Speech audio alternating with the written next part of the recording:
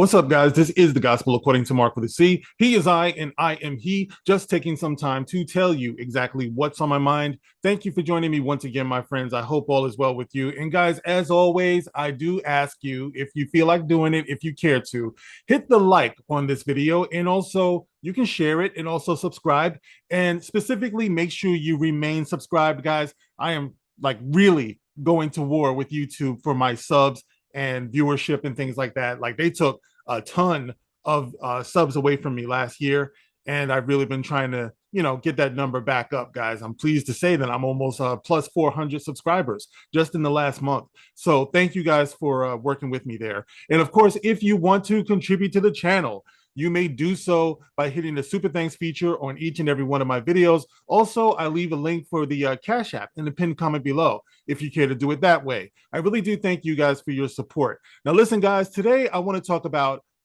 Finn actor John Boyega. You guys know he did play Finn in the Star Wars so-called sequel trilogy, and I've spoken about him many times on this channel. And it appears that Finn, or John Boyega, was talking at a recent fan expo, and he said something that I found to be very interesting, and it speaks to something that I've been talking about on this channel for a while. So I just want to kick it off and get into exactly what it is that he had to say, and we're going to take a look. First, I want to begin by reading a comment, right? Because I want to put this in a context as to the reasons why I do what I do. So I want to read something from a recent video that I did. You guys know, like a couple of weeks ago, it was entitled, what was the title of this thing? It was Why Ironheart is a Better Role Model Than Mr. Terrific. Now, of course, that's not what this video is about, but the comment that was there. And I want to read this. And this is from Joshua, Iowa, 2190. And he says, at this point, the Riri discourse feels exhausted. What more is there to say about the character that hasn't already been said 100 times over?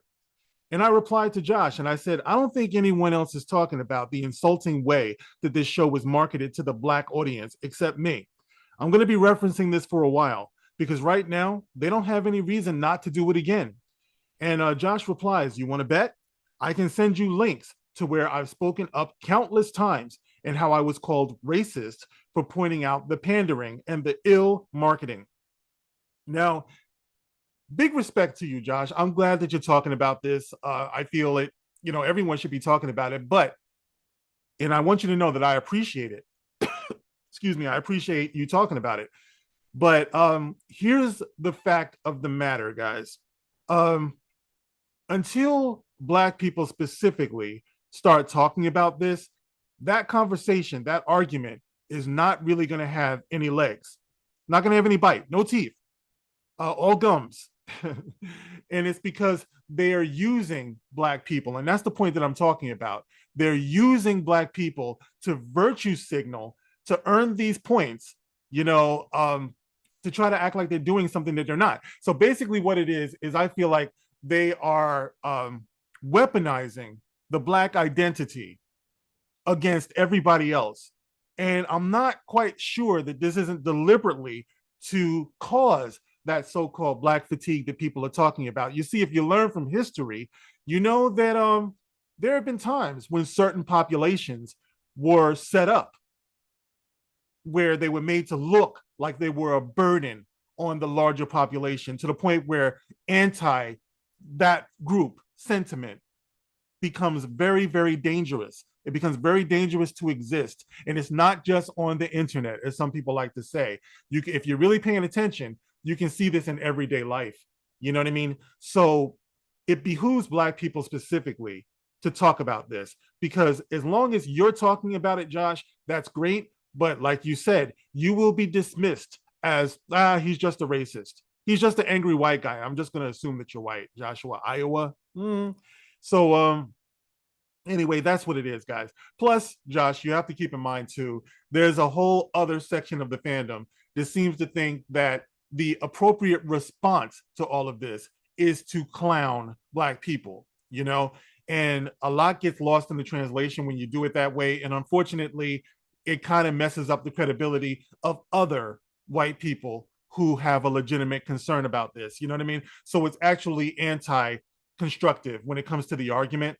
So really, the only effective voice that is going to be heard against using Black people and weaponizing the Black image against everybody else would be Black people. And as you see, I'm not immune from it either, because I get a bunch of people who, of course, want to call me a Sambo or a coon. It just so happens that I just don't care, right? But I want to give you this example because I started off by reading this comment because I also want to show you guys something else, okay? And this would be John Boyega. We're going to talk about John Boyega to put this in context here, because this is a good example of what I'm talking about here to Josh and everybody else. John Boyega reflects on Star Wars Fallout and what's holding up his return as Finn. As you guys know, they have announced that they're going to be doing a new series of Star Wars films. It's supposed to be built around the character of Rey. Rey, not Skywalker, Rey Palpatine, but they want to build this new sequel to the sequel trilogy around Rey. Of course, the question comes up, are you going to get any of the stars from the other sequel trilogy in there? You're going to get Oscar Isaacs, Poe Dameron. You're going to get John Boyega. So John Boyega is talking about what it would take for him to return.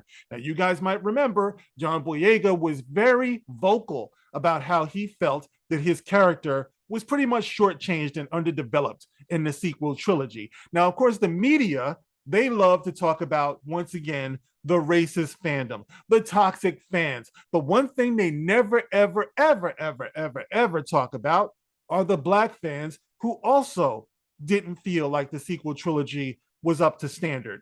In all of these years, since they've been doing these new Star Wars projects, they never, ever talk about us. And there's a reason for that. And this is what I'm talking about. The reasons why is because once they do that, it completely squashes the narrative that the only people who are objecting to these new Star Wars projects or new Star Trek projects or anything else, the new Marvel stuff, is that it's all just toxic racist people. You know what I mean? Once you start having the very people that you claim that you are representing and including, once you start having those people say, hey, listen, we don't like this either. No, we didn't like Ironheart either, a lot of us. Now you have a more complicated conversation. So in all of these years, they have never done that. And this is the reason why I've always called the Black part of the fandom, or those in the fandom who are Black, we are the nuclear bomb in all of this, if you will. We are the secret weapon because we are the squasher of that narrative. We are the ones that have the ability to move the conversation on to a more constructive plateau. Otherwise, it's just a bunch of people who are just yelling into the void. Yeah, they're funny. Yeah, they're collecting all their super chats and getting all their money and stuff like that. But they're not going to move the needle, guys. They might be entertaining. With all due respect, when it comes to this part of the conversation, they're not going to move the needle at all. We're the ones that they're afraid of. And that's the reason why in all of these years, they don't even acknowledge that we're here. Okay. So John Boyega reflects on the Star Wars fallout and what's holding up his return as Finn. Now, actor John Boyega wants Disney to earn his return to Star Wars. How about that? Disney has to earn his return to Star Wars. The former Star Wars cast member hasn't explicitly ruled out a Star Wars return as his sequel trilogy character Finn, but he's not blindly jumping back into the Millennium Falcon. Boyega addressed potential Star Wars comeback conditions, making it clear that Disney needs to show him the respect that Finn deserves. Now, guys, I don't think you heard me. Run that back. That's quite a powerful statement there. Boyega addressed potential Star Wars comeback conditions, making it clear that Disney needs to show him some respect. Show him the respect that his character Finn deserves. Okay, he's not talking about toxic fans. He's not talking about racism. He's not talking about any of that stuff. He's not talking about salary disputes. He wants the respect that his character deserves. The actor spoke to Screen Rant during a panel at Fan Expo Philadelphia about reprising the character, but was sure to explain his 3-movie contract with Disney. It's already been fulfilled. That means that not only his Star Wars contract is completed, but now Disney will need to actively pursue him for a Star Wars comeback as Finn. And he says, come on, yeah, of course, that would be fun to do, We don't know what's happening until they give you a few calls and say, you should come back and all that kind of stuff, he said. In the same interview, Boyega acknowledged the fallout from his previous criticism had resulted in mutual trepidation on both him and Disney's side. Because of the whole storm after Star Wars, I think Disney felt a little bit like, does he still want to be a part of it? He said. Boyega defended his positions from the perspective of being a Star Wars fan who demanded better for Finn. Because, of course, guys, remember, the majority of Star Wars fans, I'm not talking about the knuckleheads, who has something to say. I'm not talking about the racists who are undeniably out there, who don't deserve center stage in this conversation. No one is denying that they're out there. But why do we keep talking about them to the distraction of a better Star Wars product? You know what I mean? And that would include constructive criticism from both the fans and also the stars. You might remember famously, Mark Hamill had a difference with then director round-headed Rian Johnson about the direction that he felt Luke Skywalker should be going in. Of course, Rian Johnson ignored the concerns of Mark Hamill. He ignored the concerns of the fans. And here we are. You know what I mean? But John Boyega says, I can like this franchise and still tell you that certain elements weren't all the way there. It doesn't remove your love for the entire franchise. Now he gets into the part about what it would take to get him back. Boyega, who has previously expressed disappointment with how Finn was handled throughout the Star Wars sequel trilogy, maintains his character-first stance. According to the actor, Boyega's Star Wars return hinges on two non-negotiable conditions. First, it's dependent on treating the character well, a clear reference to Finn's diminishing returns as the trilogy chugged along. Second, he wants evidence of coherent planning. It's them approaching it by having a plan of what they're going to do throughout the whole series, a pointed jab at the sequel trilogy's notorious lack of unified vision. Of course, J.J. Abrams came out with the first part, Rian Johnson came out with whatever the hell he wanted to do, and then J.J. Abrams came back and tried to clean everything up and it was an even bigger mess. They had no plan other than, let's get these nerds money. Now, John Boyega, he sees that. His return hinges on two things: that you respect his character and you actually have a plan. He doesn't want to be involved in the bullshit anymore. He wants to be involved in something epic. Now, you notice he didn't say that it hinges on three things, and the third would be that the fans treat me better.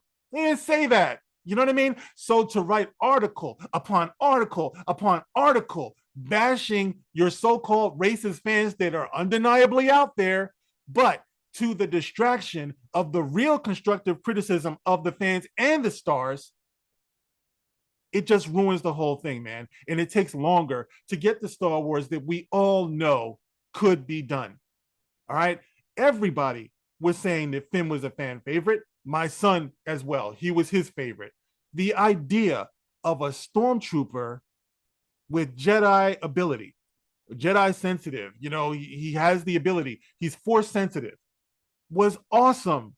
You know what I mean? That alone prevents you from repeating or just carbon copying the original trilogy as what it turned out with the sequel trilogy. You know what I mean? You're on a whole different plane right now. So everyone was looking at Finn like, wow, this is the one to watch. No disrespect to Daisy Ridley, but I'm just saying that is what the majority of the fans were saying. So how did we get year upon year upon year of the industry blaming the racist, the toxic fans?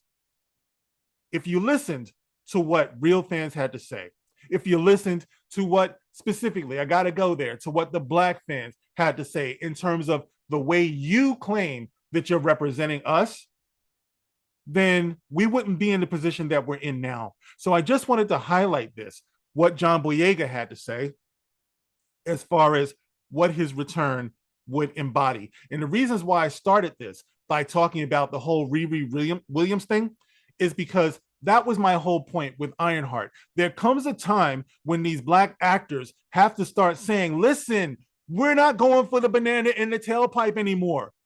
If you say if you brag, if this is your selling point that our new product is going to be all inclusive, it's a diversive situation we got going on here, then you owe it. You owe it to these young performers to give them something that endures, to give them something with integrity and credibility, something with character development. But time and time again, you see that that is not the case. And that's the point that I've been talking about with Riri Williams and Ironheart, because they're not developing the character. Guys, if you leave somebody with the prospect of taking a deal with the devil, then you better come with a season 2. You better come with a follow-up. If you have a property as successful as Black Panther was, then you better invest in that character, not the world of Wakanda, not the eyes of Wakanda. We're talking about the actual property that made this thing a historic character to begin with. And that is to preserve the character. It's just like when Kathleen Kennedy said when they first acquired Star Wars from George Lucas, we're going to do everything in our power to protect and preserve the integrity of these characters, and then proceed to turn around and kill them all, like all of them, the big 3, all of them, without even getting them on screen together. That was a major, major middle finger to George Lucas, and it was a major middle finger to the actors. Carrie Fisher died without having a reunion. She knew that it was supposed to happen. I don't think I'm going out on a limb by assuming that. The fans knew it was supposed to happen, but somebody decided not to do it. And in that same way, these industries, these studio heads, we're going to do everything in our power to preserve the integrity of these characters, and then they don't develop them. And I applaud John Boyega for saying, I'm not coming back until you do this. I think more Black actors should do that. I think Dominique Thorne should do that. I think Moses Ingram should do that before she comes back if there's a season 2 of Kenobi. I think that they all should do that. If you're not going to do this character the right way, then I'm not doing it, man. I'm not doing it. There are some things that are more important, believe it or not, than money. And if you want to say that the money is important, well, guess what?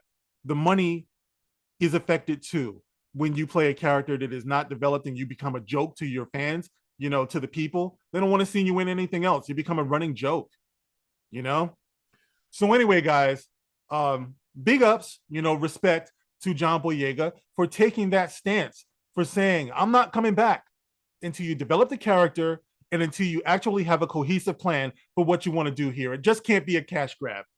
But guys, that is my opinion on all of this. Of course, it's your turn now to get into the comment section and let me know how you feel about what John Boyega had to say. As always, guys, you can like, you can share, and you can subscribe. Make sure you remain subscribed. And of course, we have the Super Thanks feature on each and every one of my videos, as well as a Cash App in the pinned comment below. Thank you guys for listening. I will catch you on the next one. This is The Gospel According to Mark with a C. Rock on.